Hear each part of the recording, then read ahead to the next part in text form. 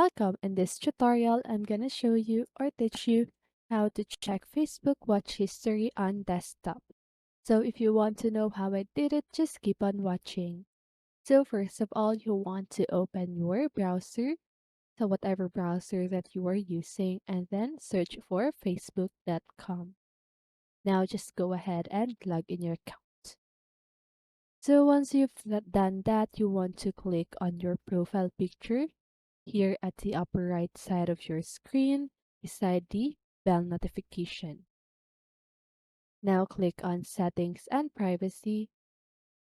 Click on Activity Log.